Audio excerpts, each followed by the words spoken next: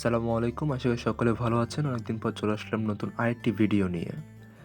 আজকের এই ভিডিওতে আমি কথা বলব মূলত আমরা অনেকেই কিন্তু প্রতিদিনই কিন্তু বিকাশ ব্যবহার করে থাকি। বিকাশে কিন্তু আমরা প্রতিদিনই বিভিন্ন রকমের আপগ্রেডস, অফার এবং বিভিন্ন রকমের সিকিউরিটি আপডেট সব বিভিন্ন কিছু পেয়ে থাকি। তো আজকে ঠিক সেই রকমই একটা অফার নিয়ে চলে এসেছি। সেরকম একটা আপগ্রেড আপনাদেরকে দেখাবো। সেই আপডেটটার ফলে বিকাশে কী পরিবর্তন হয়েছে সেগুলো দেখাবো এবং আপনার জীবনে বিকাশ ব্যবহারটা আরো কতটা সহজ হয়েছে সেই বিষয়গুলো আজকে দেখাবো।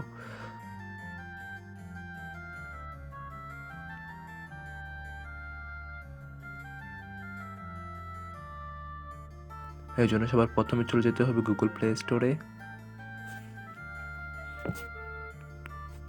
প্লে স্টোরে চলে যাওয়ার পর এখানে যে সার্চ দেবেন বিকাশ লিখে, যখন আপনি সার্চ দেবেন তো আমি এখান থেকে বিকাশ লিখে সার্চ দিচ্ছি।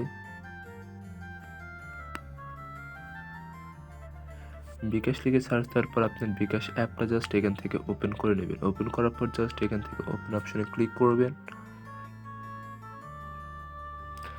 দেখুন, আগে কিন্তু আমার বিকাশে এইখানে যে ফিঙ্গারপ্রিন্টের যে একটা অপশন আপনারা দেখতেই পাচ্ছেন, এই অপশনটা কিন্তু আগে ছিল না। এটা কিন্তু বর্তমান লেটেস্টভাবে এই অপশনটা অ্যাড হয়েছে, ফিঙ্গারপ্রিন্ট। তো আপনারা চাইলে এই ফিঙ্গারপ্রিন্টের উপর ক্লিক করে কিন্তু আপনাদের ফোনে থাকা যে ফিঙ্গারপ্রিন্টটা অলরেডি দেওয়া আছে ওই ফিঙ্গারপ্রিন্টের মাধ্যমে কিন্তু আপনারা এটা ওপেন করতে পারেন। আগে যখন আপনারা এইভাবে পিন দিতেন সেই পিনটা দিলে কিন্তু হয়ে যেত, কিন্তু এখন আর পিন দেওয়া লাগে না।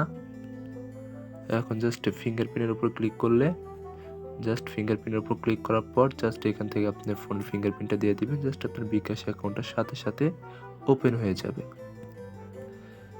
আর এর ফলে কি হলো, আপনাদের বিকাশে লগ ইন করার সময়টা বেঁচে গেল এবং খুব সহজে আপনারা যে কোনো কিউআর কোড স্ক্যান করে কিছুই কিন্তু সকল সার্ভিস কিন্তু আপনারা ব্যবহার করতে পারবেন খুব সহজে।